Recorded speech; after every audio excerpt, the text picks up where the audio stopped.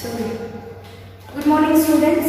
चलो, in the last lecture क्या देखा था हमने वो पहले याद कर लेते हैं। तो लास्ट लेक्चर में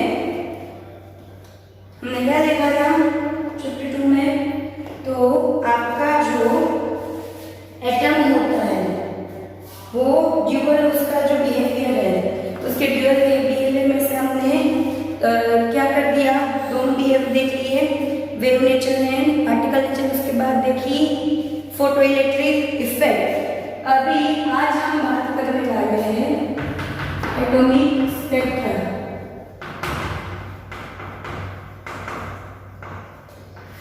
ओके, सबसे पहले आपको स्पेक्ट्रम पता होना चाहिए। तो आपने देखा होगा कि आप जब कोई भी वेव है या कोई भी एक रेडिएशन है, वो जब एक मीडियम से दूसरे मीडियम में जाता है, सपोज आपने ये देखा है लाइक पेंसिल, यस, आपने ये जब 6th 7th I don't know which standard में आपने सीखा होगा कि एक ग्लास ऑफ वाटर लेना है, उसमें पेंसिल को रखना है। तो जहां से मीडियम चेंज हो रहा है ना, वहां से आपको पेंसिल थोड़ी कटी हुई दिखेगी। दैट मीन्स रेडिएशन में भी ऐसे होता है, जैसे मीडियम चेंज होता है तो रेडिएशन के रिलेशन में क्या होता है, डेविएशन। तो जब आप इस तरह से सपोज आपने लिया है हमारी लाइट, जो विजिबल लाइट है वो, ये यहाँ पे हमने रखा है प्रिज्म, ठीक है।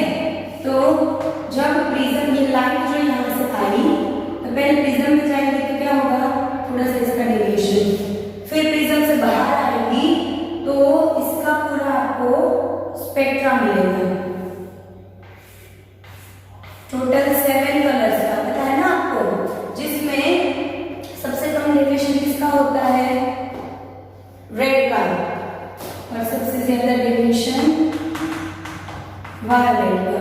तो जब भी आप क्या करते हो कि आपकी लाइट प्रिज्म में से क्या होती है, उसका ट्रांजिशन होता है प्रिज्म में से, तो क्या होता है कि वो जो लाइट है वो पूरी क्या हो जाती है, क्या मिलता है उसका स्पेक्ट्रम, यानी कि विजिबल कलर बैंड मिलता है उसको। उसका कलर बैंड में जो कैसा होगा कि जिसकी वेवलेंथ सबसे लंबी होगी ना, उसका डेविएशन सबसे कम होगा। वेवलेंथ ज्यादा तो बैंड कम, बैंड मतलब इसका झुकना, वेवलेंथ कम तो बैंड ज्यादा, ठीक है। तो आपका जो रेड कलर होता है उसकी सबसे लंबी क्या होती है, वेवलेंथ, इसलिए उसका डेविएशन कम, वायलेट का सबसे ज्यादा। अभी ये पूरा एक कंटिन्यूअस स्पेक्ट्रम हमें मिलता है, ये जो मिला हमें इसको क्या बोलेंगे, स्पेक्ट्रम। ये हमने पहले ही सीखा हुआ है, इसलिए मैं जल्दी जल्दी बता रही हूँ, ठीक है। तो ये कंटिन्यूअस मतलब वायलेट कलर जो है तुरंत ब्लू में मिक्स हो जाता है, ब्लू में तुरंत ग्रीन में मिक्स हो जाता है, मतलब कि बीच में गैप नहीं है, एक कंटिन्यूअस सारे कलर के बैंड आपको मिल रहे हैं, इसलिए ये कैसा स्पेक्ट्रम है, कंटिन्यूअस स्पेक्ट्रम। तो जिस तरह के आपके लाइट का जो रेडिएशन, लाइट जो है उसका जैसा आपको स्पेक्ट्रम मिलता है, वैसे ही अगर आपके एटम्स है, एटम्स में आपको पता है कि एनर्जी अलग अलग होती है, तो एटम्स में भी ऐसे होगा कि अगर आपको, हमने फोटो इलेक्ट्रिक इफेक्ट में ये देख लिया कि लाइट जब उसके ऊपर गिरती है किसी भी सॉलिड के ऊपर, तो वो होगा तो उसके अंदर एटम, तो उसमें से इलेक्ट्रॉन बाहर निकलता है, यानी कि हमारा जो एटम है वो क्या कर सकता है, अगर एटम को आप एनर्जी देते हो तो वो एब्जॉर्ब करता है, या तो वो अपने पास अगर पहले से ही एनर्जी है तो उसको एमिट करता है। तो जो हमारा एटम है वो भी एब्जॉर्प्शन ऑफ एमिशन करता है। तो जो ये स्पेक्ट्रम है, अगर आप रेडिएशन एटम पे डालोगे, ठीक है, तो एमिशन होगा या एब्जॉर्प्शन, उसके ऊपर से आपको एटॉमिक स्पेक्ट्रा मिलेंगे। तो एटॉमिक स्पेक्ट्रा के दो टाइप्स हैं, पहला है emission spectrum and the second one is absorption spectrum. तो एमिशन स्पेक्ट्रम में क्या होगा, तो आपका जो सॉलिड पार्टिकल है, सैंपल, उसको हम सैंपल बोलेंगे, आपका जो सैंपल है, ठीक है, उसको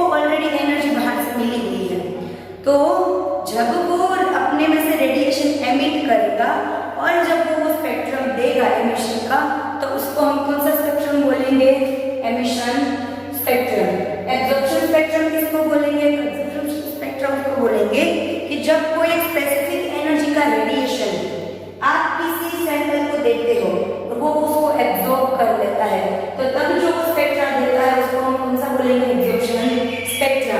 और ये सारे स्पेक्ट्रा जो मिलते हैं उनको जिस इंस्ट्रूमेंट से पूरा मेजर देखा जाता है या बोलते हो हम बोल सकते हैं कि उसको पूरा स्टडी किया जाता है, वो पूरा सब्जेक्ट है उसको हम बोलेंगे स्पेक्ट्रोस्कोपी। क्या नाम देंगे उसको हम, स्पेक्ट्रोस्कोपी। तो आप पूरा ये स्पेक्ट्रोस्कोपी से पढ़ सकते हैं। अच्छा, और जब एमिशन स्पेक्ट्रा की बात करें तो उसमें मैंने क्या बताया कि ऑलरेडी उसके पास एनर्जी होती है, तो वो कौन से होते हैं, एक्साइटेड, जिसके अंदर एनर्जी हो वो बहुत एक्साइटेड होते हैं ना, तो जिसके अंदर ऑलरेडी एनर्जी हो वो कौन से होंगे, एक्साइटेड। तो आपका सिंबल जब एक्साइटेड होता है और एमिशन करता है तब उसको क्या बोलते हैं, एमिशन स्पेक्ट्रम। ओके, नाउ आप स्पेक्ट्रोस्कोपी के बारे में भी जान लिया। अभी मैंने क्या बताया था, हमारा जो लाइट का स्पेक्ट्रा था वो कैसा था, कंटिन्यूअस। लाइट का स्पेक्ट्रम कैसा था, कंटिन्यूअस। लेकिन क्या हमारे एब्जॉर्प्शन और एमिशन स्पेक्ट्रा कंटिन्यूअस होंगे, पहले ये चीज जान लो कि आपका जो एमिशन स्पेक्ट्रा आपको जो मिलता है ना, सपोज स्पेक्ट्रम ना ऑलवेज कुछ ऐसे दिखता है, ऐसे ऐसे ऐसे होता है सब कुछ ऐसा कुछ, ठीक है। तो एमिशन स्पेक्ट्रा आपका जो होगा ना उसकी फोटोकॉपी मिलेगी, लेकिन किसी फोटोकॉपी तो उसकी नेगेटिव फोटोकॉपी। नेगेटिव फोटोज जो आपने देखे पहले रोल वाले कैमरा आते थे उसमें होता था कि जो कलर्ड पार्ट होते हैं ना वो उसमें कैसे हो जाते हैं, ब्लैक। तो एक्चुअली आपका जो एब्जॉर्प्शन स्पेक्ट्रा है वो एमिशन स्पेक्ट्रा का क्या है, नेगेटिव फोटोकॉपी। यानी कि एब्जॉर्प्शन स्पेक्ट्रा में आपको जहां से एमिशन में कलर दिखते हैं वहां पे एब्जॉर्प्शन में क्या दिखेगा, सिर्फ ब्लैक। ओके, तो हाँ हम बात कर रहे थे कंटिन्यूअस स्पेक्ट्रम की, तो हमारा लाइट का जो स्पेक्ट्रम है वो कंटिन्यूअस था। लेकिन अगर हम एमिशन और एब्जॉर्प्शन की बात करें तो ये कंटिन्यूअसली एनर्जी निकालता या लेता नहीं है। यानी कि इसकी जो फ्रीक्वेंसीज होती है ना, फ्रीक्वेंसीज बोल ले लो या फिर वेवलेंथ ले लो, ये डिस्क्रीट मतलब अलग, एक साथ नहीं, अलग निकलती है। इसका मतलब इसका जो स्पेक्ट्रा है वो नॉन कंटिन्यूअस है। नॉन कंटिन्यूअस मतलब कभी वो कैसा था, देखो ऐसा जा ही रहा था। इसमें क्या होगा, मिलेगा फिर कम मिलेगा फिर ना, ये सब। तो ये एक्चुअली जो है ना वो हमें क्या मिलती है, थोड़े डिस्टेंस वाली लाइंस। इसीलिए हम जो एटॉमिक और एब्जॉर्प्शन स्पेक्ट्रा है इसको हम लाइन स्पेक्ट्रा बोलते हैं। कौन सा spectra, line spectra. Okay, now line spectra क्या है वो आपको पता चल गया। अभी लाइन स्पेक्ट्रा जो है ना वो बहुत ही इंटरेस्टिंग सब्जेक्ट है स्टडी करने के लिए। क्यों पता है, आपके हाथों में लाइन होती है, ये आपके थंब में देखो, उंगली में देखो, हर जगह पे क्या है, लाइंस। आपकी एक आइडेंटिकल फिंगरप्रिंट है ना, कि उस फिंगरप्रिंट को आप लगाओ तो आप आइडेंटिफाई हो जाते हो। उसी तरह से हर एक सब्सटेंस की, क्या बोल रही हूँ मैं, हर एक सब्सटेंस की अपनी खुद की क्या होती है, identical unique line spectra. Okay, मतलब जैसी उसकी लाइन स्पेक्ट्रा है सेम टू सेम दूसरी किसी की भी नहीं होगी। इसका फायदा क्या हो सकता है कि अगर आपके पास कोई अननोन क्वांटिटी है, कोई अननोन सैंपल है, कोई अननोन सब्सटेंस है जो क्या है आपको पता नहीं है, तो आप क्या करोगे, ऑलरेडी जो नोन सैंपल के लाइन स्पेक्ट्रा आपके पास है उससे इसको कंपेयर करोगे और जिसके साथ वो आइडेंटिकल होगा, हमारा अननोन कंपाउंड जो है वो सिमिलर वही कंपाउंड होगा। समझ में आया? क्या करोगे आप, एक सैंपल आपके पास एक सब्सटेंस है जो क्या है आपको पता नहीं है, लेकिन उसके लाइन स्पेक्ट्रास आपके पास आएंगे, क्योंकि वो क्या होता है स्पेक्ट्रोस्कोपी इंस्ट्रूमेंट में ना आपको सिर्फ उसका कंपाउंड को रखना होता है, तो उसकी वो लाइन दे देता है स्पेक्ट्रोस्कोपी। तो उसकी लाइन मिलने के बाद आप क्या करोगे, जो आपके पास ऑलरेडी नोन सारे लाइन स्पेक्ट्रास है उससे इसको सिमिलर होगा, आइडेंटिकल होगा, उसको आप क्या बोलोगे कि ये जो सब्सटेंस है वो सेम टू सेम वही सब्सटेंस है, क्योंकि फिंगरप्रिंट की तरह लाइन स्पेक्ट्रा भी किसी के भी सेम नहीं होते। ओके, तो ये आपको पता चल गया पूरा कि लाइन स्पेक्ट्रा जो है वो कितना जरूरी है पढ़ाई के लिए। तो इसके लिए हम भी पढ़ते हैं सबसे इजीएस्ट स्पेक्ट्रम जो होगा वो है लाइन स्पेक्ट्रा ऑफ हाइड्रोजन। क्यों? क्योंकि हाइड्रोजन में कितने इलेक्ट्रॉन होते हैं? Only one. प्रोटॉन कितने होते हैं? Only one. तो वो पढ़ना इजी हो जाएगा। हमारा अभी का टॉपिक है नया line spectrum of hydrogen atom. Okay, अभी हाइड्रोजन एटम का लाइन स्पेक्ट्रम कब मिलेगा? तो आप जो H2 गैस है आपका, उस पे ऊपर आपने अगर चार्ज जो डिस्चार्ज किया, डिस्चार्ज मतलब कि आपने उसको उसके ऊपर क्या किया? इलेक्ट्रिसिटी दी। किसको? H2 गैस को, आपके हाइड्रोजन गैस को। तो क्या होगा कि उसका जो इलेक्ट्रॉन है वो क्या हो जाएगा? एनर्जेटिक हो जाएगा, उसको एनर्जी मिल जाएगी। तो ये क्या होता है? न्यूक्लियस। ठीक है, यहाँ पे आपका इलेक्ट्रॉन है वो एक्साइटेड होकर यहाँ जाएगा। ठीक है, तो वो क्या हो जाएगा? एक्साइटेड, उसके अंदर एनर्जी आएगी। तो एमिशन स्पेक्ट्रम में मैंने क्या बताया था? पहले उसको एनर्जी मिलती है, तो सबसे पहले उसको एनर्जी मिली इलेक्ट्रिक डिस्चार्ज से, फिर क्या होगा कि वो एक्साइटेड हो गया। अभी वो क्या करेगा? फिर एक्साइटेड में से वापस जब नॉर्मल होगा तब वो अलग अलग फ्रीक्वेंसीज के रेडिएशन अपने में से छोड़ेगा, और वो रेडिएशन जो सारे है उसको बहुत सारे अलग-अलग साइंटिस्ट ने स्टडी किया, और इसीलिए जो लाइन स्पेक्ट्रा है उसके आपको अलग-अलग सेक्शंस मिले, और सारे जो लाइन स्पेक्ट्रा है नंबर वाइज, जैसे कि first line, second line, third, सारे अलग-अलग साइंटिस्ट के नाम से हमें वो मिले हुए है।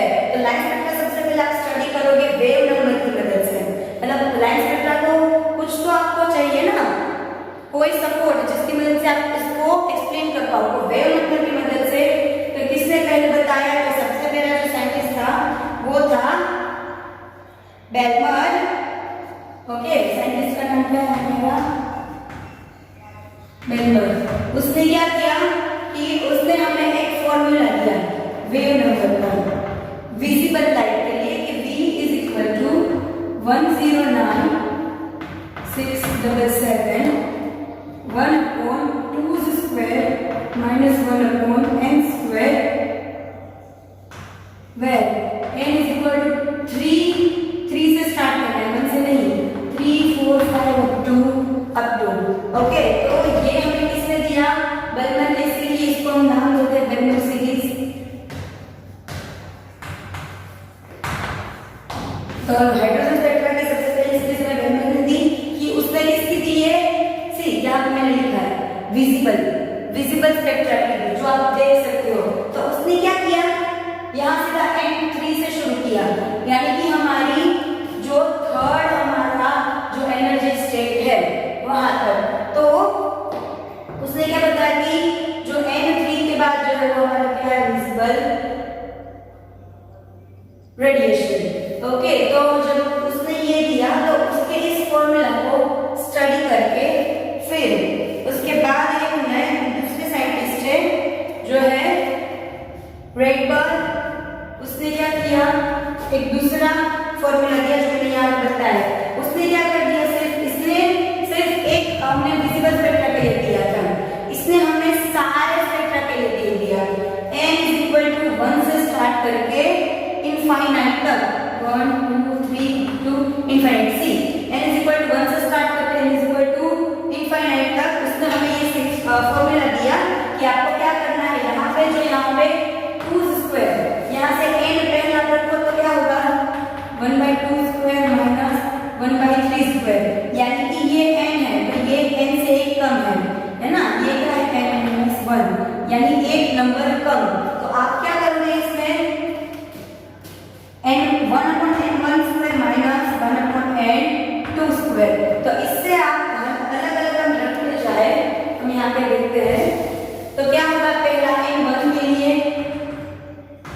V is equal to 109,677 1/n1 is equal to 1।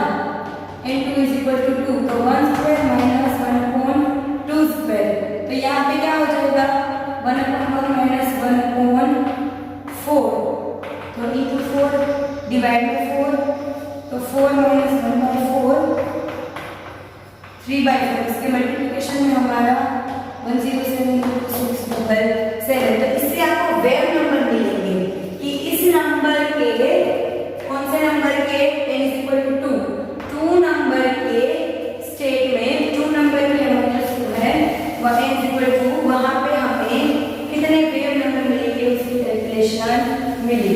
तो आप अगर ये स्पेक्ट्रा को देखोगे, सी पहले लाइमन सीरीज, तो लाइमन सीरीज जो है वो लाइमन ने क्या बताया उसकी सीरीज कहां तक है, तो उसकी सीरीज है n = कहां तक, 6 तक, है ना। ये n = 1 की है, सॉरी, ओके। फिर n से 2, फिर बेलमर सीरीज आई, उसने किसकी थी, विजिबल रीजन की, जिसमें पहली जो, इसमें होता क्या है, यहाँ पे जो ये इससे ज्यादा एनर्जी वाला एनर्जी स्टेट हुआ, तो ये ज्यादा एनर्जी वाले स्टेट से इलेक्ट्रॉन नीचे आ रहे हैं, उसकी सीरीज भी है इसमें।